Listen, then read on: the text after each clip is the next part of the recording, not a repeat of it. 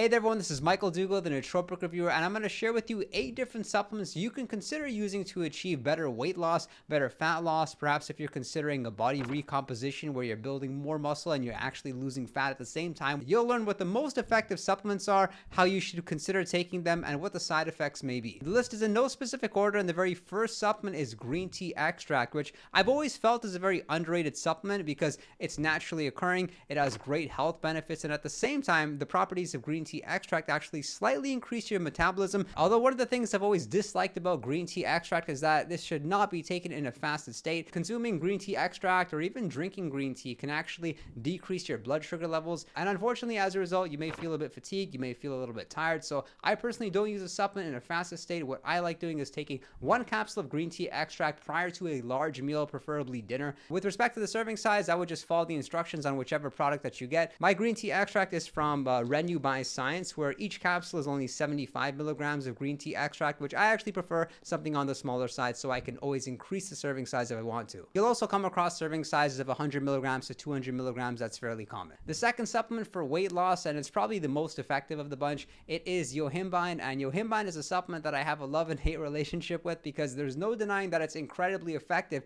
but the side effects are so severe that the supplement may actually prevent you from being active and getting to the gym, which we know is the best thing for weight loss. And the way Yohimine works is actually blocking a specific receptor. It's called the alpha-2 androgenic receptor, and as a result, it's actually more easy for you to lose body fat from those stubborn areas. So for men, it's going to be the love handles as well as the lower back, and for women, it's most likely to be somewhere on your thighs. So what happens is when you use Yohimine, you have more blood flow, especially to your stubborn body fat areas, making it easier for the fat to get out of the fat cell into the bloodstream and to be used as fuel. And while Yohimine is naturally occurring, it's actually found in plants, it is very stimulating. I would never consider taking it after 6 o'clock p.m. I would say it's even more stimulating than caffeine, but it's stimulating in a different way, because with caffeine, what happens is you typically will get energetic within an hour of using it, whereas with Yohimine, it's like a slower released energy, but more commonly, people actually have bad experiences when using Yohimine, such as anxiety, such as the shivers. People often feel their heart rate has accelerated to levels that they've never experienced before. So I really want to caution you around using this product. I've talked about more in this video over here, and a common serving size of using Yohimine would be anything between 2.5 milligrams to 5 milligrams,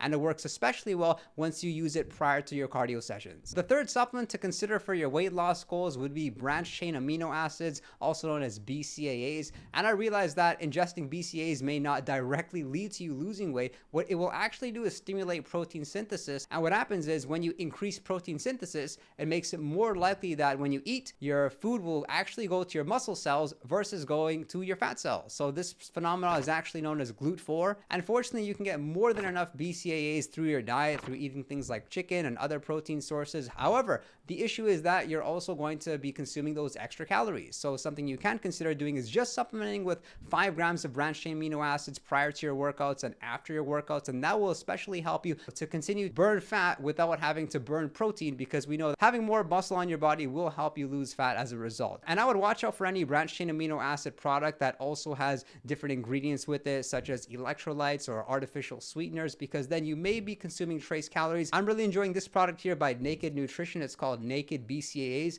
and for each serving, which is 5 grams, we're getting 1.25 grams of L-isoleucine as well as L-valine. And the fourth supplement to consider for weight loss would be L-carnitine, which has been around forever. A lot of individuals associate L-carnitine with acetyl L-carnitine, but please understand that they are very different in the way in which they actually work. Acetyl L-carnitine you'll most often see marketed as a nootropic supplement to help you to boost focus, to help you with alertness. However, if weight loss is your goal, you may want to consider using L-carnitine, and L-carnitine actually more effectively moves fat to the mitochondria to be used as fuel, and it works in a very interesting way because I actually feel more focused when I use L-carnitine, and this is a supplement I use sometimes. It's a little bit on the pricier side, so I prefer not to. Although if I'm on a cutting diet or if I'm practicing intermittent fasting, it's one of those great supplements which isn't a strong stimulant. It's going to help me to lose fat, and at the same time it may boost alertness to some extent. And when comparing this fat burner to some of the other ones, I think that L-carnitine might be as healthy as it gets. There's also some research showing showing that increasing your levels of carnitine in the brain can help with anti-aging. So I'm enjoying the supplement. It's not super effective. At the same time, I don't feel any side effects from them. It's also very well tolerated. And you can get either the capsule form or the liquid form. I prefer using the capsule form. This is from Protein Co., where each capsule contains 650 milligrams of L-carnitine. The fifth supplement for weight loss is berberine, and berberine is getting a lot of attention right now. It seems like everyone thinks it's the magic pill. And what happens is when you ingest berberine, you increase your levels of insulin sensitivity. So the opposite of having high insulin sensitivity is having insulin resistance, also known as diabetes.